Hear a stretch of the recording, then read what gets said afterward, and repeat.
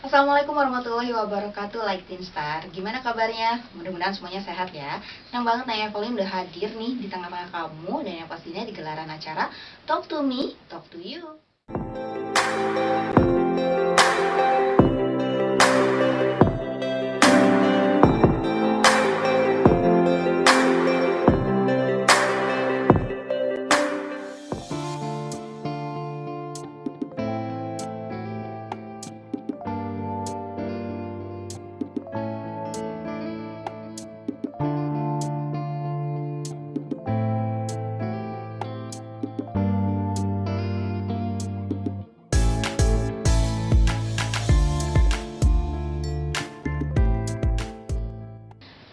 Untuk menjadi pengusaha muda, pasti semua orang pengen dong ya. Dan yang pastinya saat ini di tengah-tengah kita sudah hadir salah seorang pengusaha salah seorang pengusaha muda yang digadang-gadangkan sebagai pengusaha sukses untuk di usianya yang sangat muda belia. Langsung saja, ini dia Arge Argadi. Halo, apa kabar Arge? Baik. Ngomong-ngomong, ini saya manggilnya Arge atau ayah atau papa atau bapak atau mas? Arge aja. Berbicara tentang pencapaian nih, untuk usia semuda kamu pasti banyak banget ya like Teen Star yang pengen tahu juga kisah di balik kesuksesan kamu yang bisa dikatakan fantastis ini. Bagaimana sih? Boleh bisa dijelaskan? Aduh, kalau dibilang fantastis kayaknya belum ya. Pasti banyak yang lebih sukses lah ya dari saya gitu. Tapi intinya sih harus mau memulai. Intinya harus mau mulai, karena saya memulai usaha juga itu startnya bukan dari kayak orang mungkin kebanyakan kan udah kerja terus mulai startup dulu, misalnya perusahaan kecil dulu tapi dia masih sambil bekerja. Kalau saya nggak, saya memang agak nekat waktu itu karena saya berpikir kalau saya teruskan di situ gitu di pekerjaan saya yang lama, saya akan mentok gitu. Pada akhirnya ya saya udah tahu lah gaji saya akan berapa suatu saat gitu, udah paling mentok-mentoknya berapa udah ketahuan lah gitu. Sedangkan kalau saya berpikir waktu itu kalau misalnya saya diem di situ terus ya saya nggak akan maju-maju gitu. Jadi akhirnya ya udahlah, nekat keluar gitu, langsung memulai usaha yang waktu itu aja belum kepikiran gitu. Cuman dari nekatnya itu justru akhirnya timbul bakatku butuh. Nah jadi karena bakatku butuh itu jadi akhirnya mau nggak mau kan kita harus putar otak kan gitu. Ya mulailah waktu itu formulasi yang kepikir pertama karena saya punya kebetulan ada rezeki dari orang tua, punya rumah tua di Pangandaran, ya saya mulai buka tours and travel yang sebenarnya tujuannya jualan penginapan saya sih sebenarnya, cuman kita buka dipaketin sama paket wisata. Alhasil gagal. Alhasil gagal karena memang usaha biasanya jarang lah satu kali itu, dan itu pukulan berat buat saya karena saya orangnya senangnya tuh one take oke, jadi apa-apa tuh pengennya langsung gitu, nggak sabaran lah mungkin bisa dibilang gitu. Akhirnya karena gagal tetap hidup harus terus berlanjut, kebutuhan terus berjalan. Akhirnya saya mulai nyoba karena senang masak juga, senang makan juga gitu. Mulai buka bakmi, namanya bakmi Mama Pici. Yang dulu itu Puri Argenia Tours and Travel, sekarang beralih ke bakmi Mama Pici. Dulu saya backgroundnya pernah jadi produser di 2 radio swasta gitu.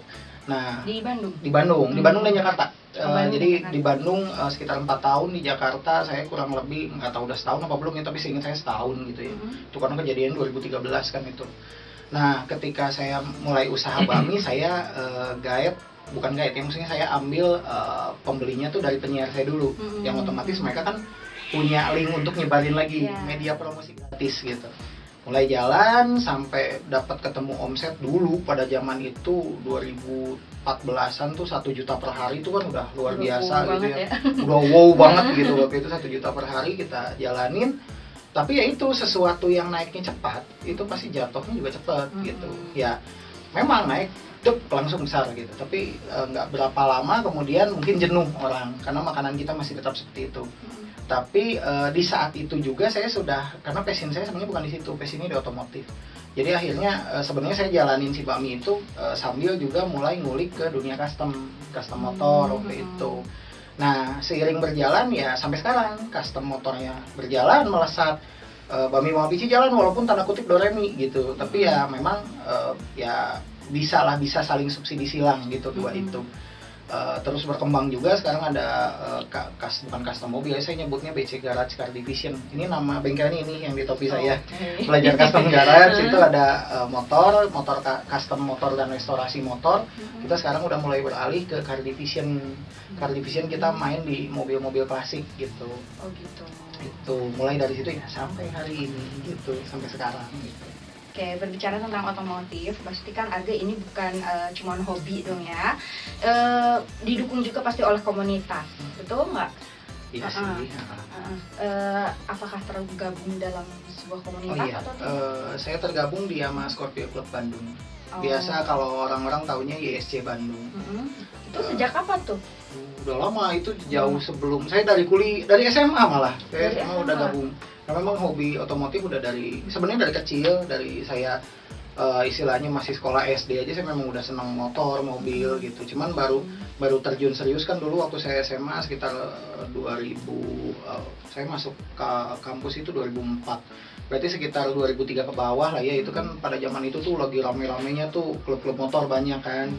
Kayaknya kalau punya motor nggak gabung klub motor tuh lu nggak keren. Nah, awalnya cuma itu gitu, gabung, tapi nggak nyangka ya sampai sekarang jadi kayak support system buat saya gitu. Jadi mereka ikut mempromosikan, ikut jadi customer juga gitu, dan nggak sedikit juga yang udah berkali-kali gitu. Jadi kayak udah regular customer gitu ya.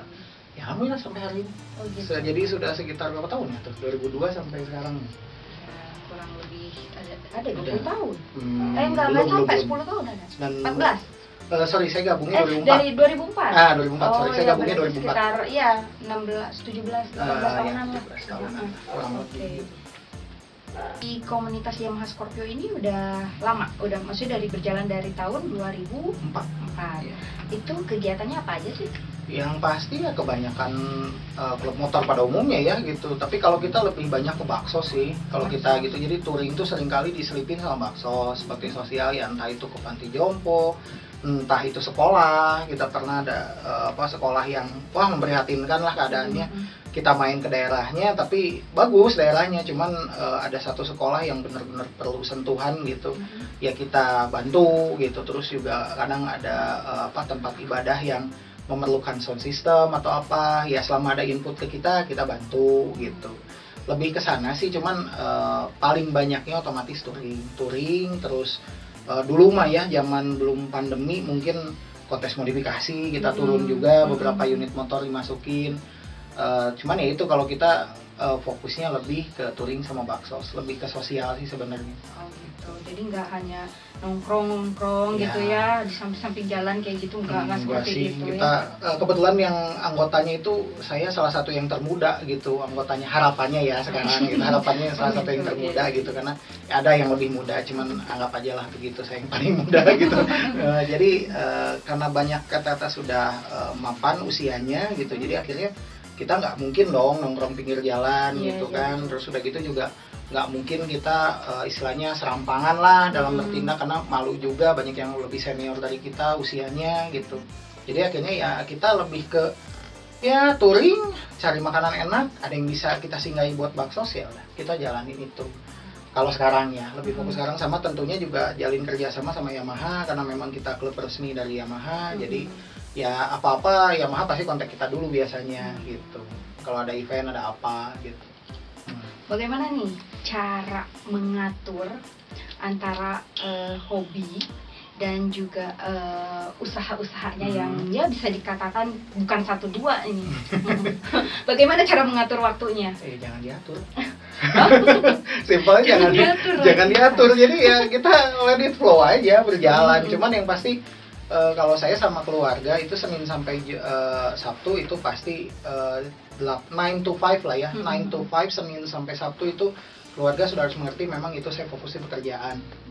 Quality time itu biasanya saya di Sabtu malam sampai ke Ahad itu kita quality time gitu, baru sama family ya. Tapi kalau Senin sampai Sabtu otomatis lah itu pekerjaan gitu. Sisanya kalau saya prinsipnya bahasa Sunda ya gitu, sakirana ngaganggu ulin mah tinggalkeun. Jadi kalau ada ngajak main gitu, saya nggak pusingin. saya tutup aja bengkelnya, kita cabut jalan bareng sama perusahaan. Oh jadi nggak masalah gitu? Nggak masalah karena oke lah, uang itu satu hal, memang uang itu penting, tapi bukan segalanya. Kita cari uang kan buat bahagia.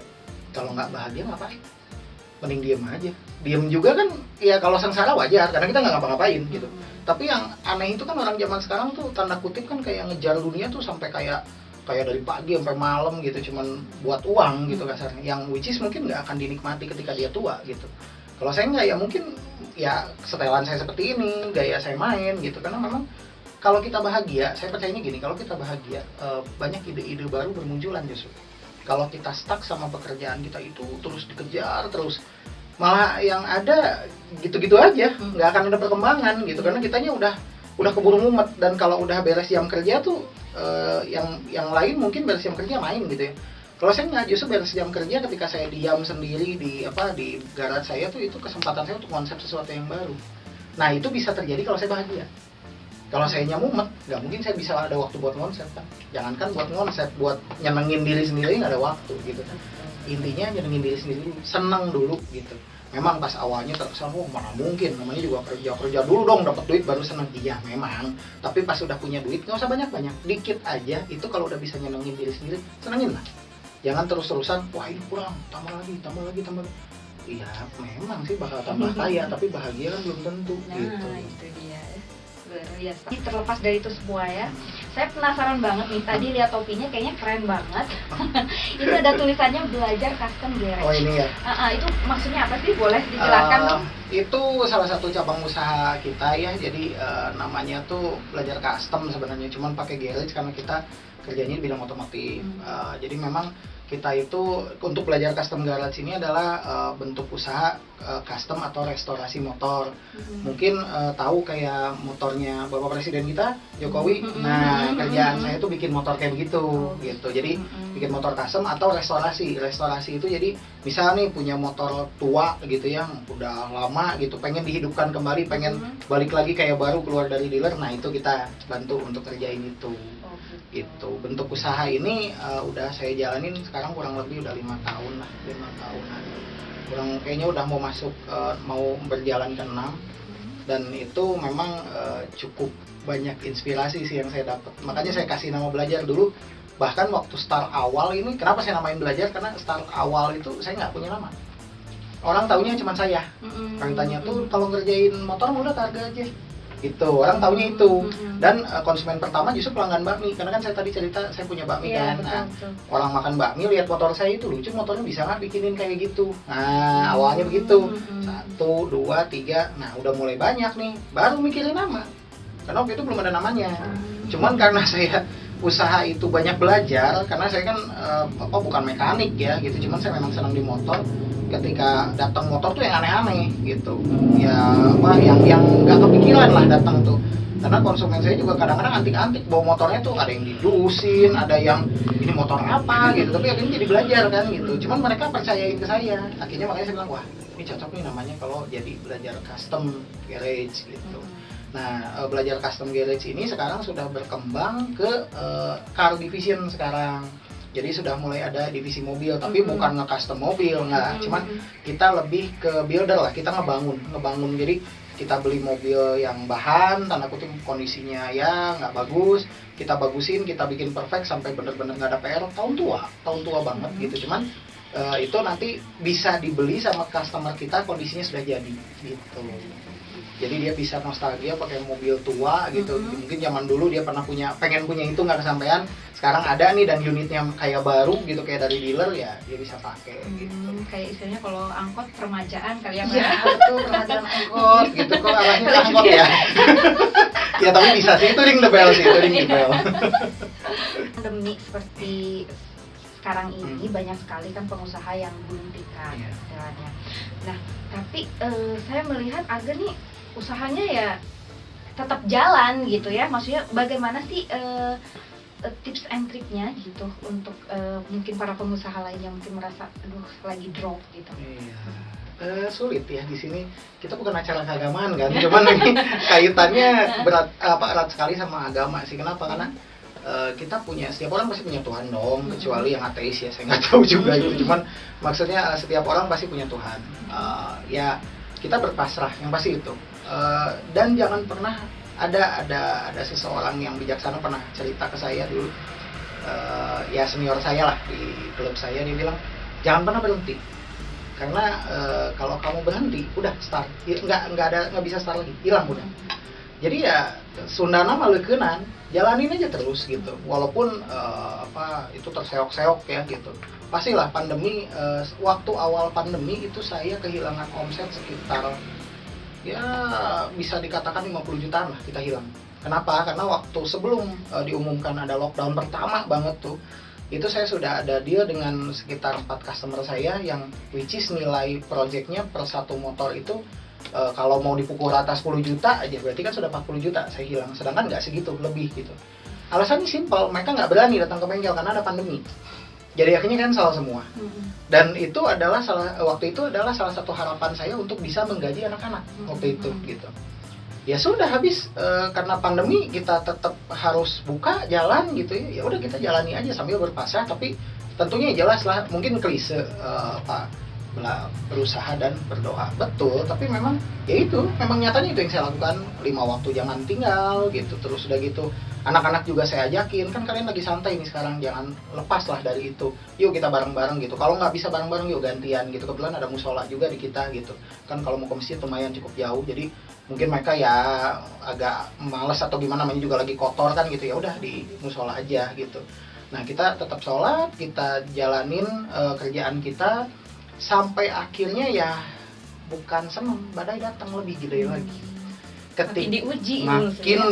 Makin diuji dan parahnya itu saya ada satu momen H-3 sebelum lebaran lockdown yang pertama. Itu berarti berapa tahun? 2 tahun lalu ya mungkin. Nah itu satu momen di mana saya tidak bisa membayar gaji karyawan saya. Tidak bisa karena H-2 kas kita 0. Sempat di titik itu. Nol sama sekali, nggak ada. Benar-benar saya juga sampai dapur kita, ya dapur pribadi ya, rumah tangga saya pun sampai yang dihemat sedemikian rupa gitu, gimana caranya gitu. Dan pada saat itu saya umumkan alhamdulillah anak-anaknya soleh. Waktu saya umumkan, saya nggak bisa gaji kalian ya bulan ini, saya pasti akan bayar.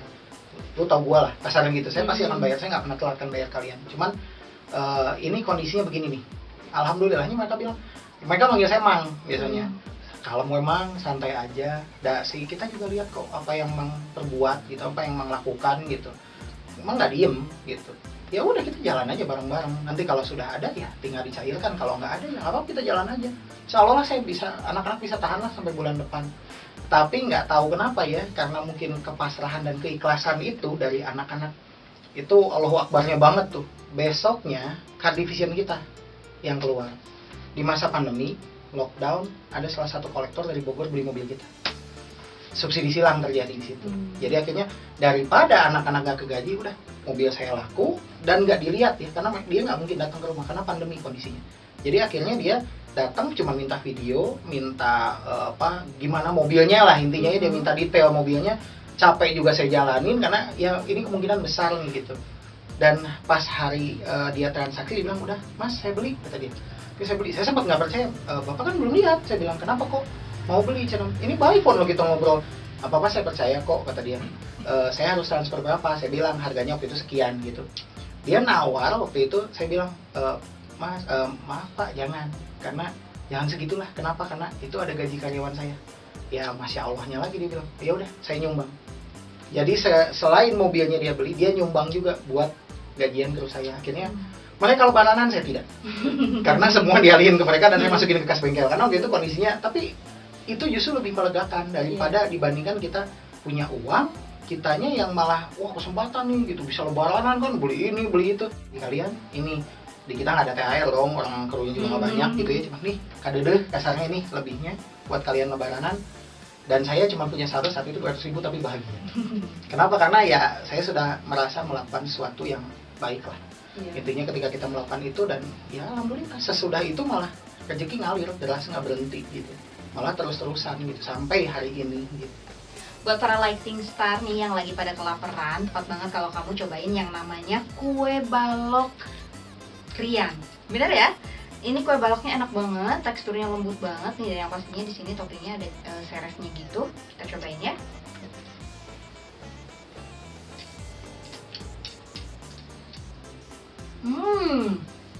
Rasanya enak banget, tepat banget kalau kamu penasaran, pengen cobain yang namanya kue balok ini, boleh banget kamu datang aja ke warung Rian di sini. Di sini ya, di bawah nih. Oke. Iya. Cobain deh. Tapi kayaknya saya ambil semua aja buat dibungkus nanti. Boleh. Oke, sebagai pengusaha muda nih, bagaimana pesan yang mungkin bisa dibagikan kepada Lightstin Star semuanya untuk bisa jadi pengusaha muda seperti Argus? Nah, apa ya, saya sebenarnya belum pantas untuk memberikan pesan, tapi kalau bisa sharing sedikit mungkin, yang pastinya mah jangan takut memulai. Itu aja intinya. Jadi apa yang kepikiran di kepala, mulai aja dulu. Gitu. Urusan nanti gagal atau segala macam ya pasrahkan sama yang di atas gitu. Karena memang yang pasti kalau jadi pengusaha, mungkin bukan pengusaha terlalu besar ya image-nya jadi kayak pengusaha perusahaan, itu nggak mungkin. Kita mau mulai usaha sendiri deh. Kita itu tidak bergantung sama orang, tapi kita itu bergantung sama Tuhan. Nah di situ jadi mungkin bisa klik ya gitu. Jadi kalau misalnya kita mau mulai usaha, selain ikhtiar, pasti otomatis berdoanya juga harus lebih, beribadahnya harus lebih. Kenapa? Karena kalau misalnya kita hanya usaha saja gitu ya, mungkin ada yang sukses seperti itu. Cuman berkahnya yang kita cari. Karena kalau misalnya kita punya uang banyak, tapi akhirnya habis nggak karu-karuan, itu kan juga percuma, nggak bisa kita nikmatin gitu. Jadi intinya itu tadi, jangan takut memulai. Dan ketika memulai, pasrahkan semua sama yang di atas, sama Tuhan. Pasrahkan itu semua. Dan yang terakhir adalah jangan muluk-muluk. Jangan pengen, wah saya suatu saat harus jadi sesuatu begini-begini.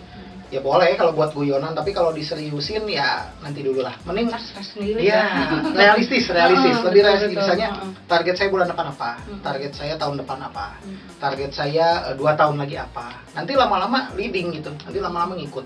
Awalnya targetnya ini, nanti pasti makin gede gitu. Jadi saya sendiri masih menapaki, makanya saya kasih nama belajar, karena kita memang belajar gitu, belajar custom sendiri sampai kapanpun, sebesar apapun kita akan tetap belajar. Jadi jangan berharap langsung, wah nanti suatu saat nih pasti masa depannya gini-gini. Nah yang lucu, kadang-kadang orang tuh suka ngobrolin masa depan ketika baru memulai, usahanya belum ada, tapi udah mikir, wah nanti suatu saat nih kayaknya saya bakal lihat kamu gini-gini. Jangan, nanti seolah mendahului Tuhan ya. Satu itu, terus kedua itu bikin kita jadi down ketika itu tidak tercapai. Iya betul. Gitu, karena kita bikin kita berhenti itu tadi. Jangan berhenti, karena ketika kita memulai, pasrahkan sama yang di atas, jangan berhenti.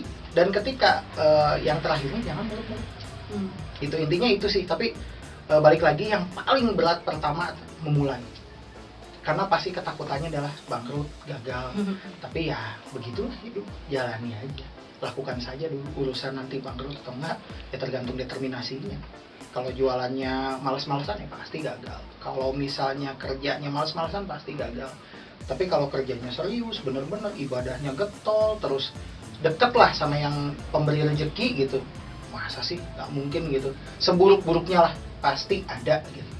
Cuman ya itu tadi, tinggal kitanya mau nggak bertahan terus. Kadang-kadang banyak yang nggak mau bertahan, jadi udah keburu capek, dagang 2-3 hari atau sebulan aja dagang nggak ada yang datang, tutup lah, cuma gagal gitu. Padahal sebenarnya mungkin di besoknya itu baru ada yang datang, mungkin begitu. Tapi orang kan kadang-kadang nggak mau, udah sebulan kelamaan, capek udah nggak laku-laku, tutup deh gitu. Padahal taunya besoknya ada yang datang, atau besoknya ada yang videoin, bukan videoin, maksudnya ada yang ngevlog gitu kan di warung dia atau di kafe dia gitu. Kalau ini bentuknya kafe atau warung. Bengkel juga sama, misalnya wah ini sepi gini bengkel, karyawan misalnya udah ada, cuman bengong aja, duduk aja, nggak ngapa-ngapain gitu ya. Tapi kita jangan berhenti, jalan terus gitu, konsisten. Yang penting ikhtiar aja dulu. Iya, ikhtiar dulu. Urusan gagal atau sukses atau berhasil itu urusan Allah, urusan ini. Program seperti apa sih yang direncanakan ke depannya agar usaha otomotifnya ini berkembang?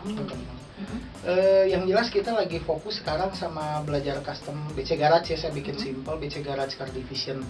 Itu Car Division sekarang lagi banyak programnya, bukan program sih, lebih ke promosi ya. Karena promosi itu salah satu tulang punggung kita usaha. Kita punya barang bagus, nggak ada yang tahu juga percuma kan gitu. Nah kita lagi fokus ke sana, sama saya pengen perluasan lahan sih. Cuman kita lagi nunggu salah satu aset yang terjual untuk bisa dikonversi lah istilahnya, alih aset. Ada beberapa lahan yang saya mau jual untuk membesarkan bengkelnya. karena kapasitas produksi kan juga menentukan ya gitu. Kalau motor mungkin cukup, tapi kalau untuk mobil kan perlu lahan besar gitu, sedangkan kita lahan sekarang seadanya banget gitu, cuman 300 meter persegi lah gitu. Makanya kita lagi mau coba untuk membesarkan itu, sama pengen punya ekspedisi. Saya pengen punya ekspedisi, mungkin awalnya saya akan jadi franchise lah dulu ya sama perusahaan ekspedisi tertentu. Nah nanti siapa tahu saya udah belajar dalam, saya buka ekspedisi sendiri. Itu dua ya berarti. Terus satu lagi paling saya pengen buka usaha kuliner juga sih yang selain bakmi Mapici ini ya. Jadi bakmi Mapici ini mungkin bakmi ya spesifiknya, nanti saya pengen bikin ya apa lah, karena kan orang suka nunggu. Karena inspirasi gini, banyak orang nunggu motornya dikerjain, kalau ngopi itu aja gitu. Karena kita punya house blend, memang ada house blend di rumah untuk mereka yang datang kita kasihkan gitu kopi, tapi kan ya pengen ada variasi lah, masa minumnya kopi hitam itu terus gitu kan, pengen. Jadi kayaknya lucu deh kalau kita punya kopi gitu. Jadi ya itu sih ininya, sama satu lagi pengen naik haji. Gitu sih, cuman ya lagi pandemi gini juga kan lama, tapi ya nggak apa-apa lah, usahain aja dulu, minimal niatnya udah ada gitu. Oke, jadi seru juga ya obrolan kita hari ini. Pokoknya yang berbau-bau cuan pokoknya ya. Selalu ada di pikiran gitu ya. Menangkap peluang. Nah, itu dia. Terima kasih Harga ya untuk waktunya. Semoga bisa menjadi inspirasi dan motivasi untuk kita semua juga. Amin. Dan yang pastinya like Star nih, usaha tidak akan pernah mengkhianati hasil. Benar. Oke, cukup sekian ya wawancara obrolan kita hari ini. Nanti kita ketemu lagi di episode berikutnya. Oke, Nay pamit undur diri dari hadapan kamu semua. Assalamualaikum warahmatullahi wabarakatuh.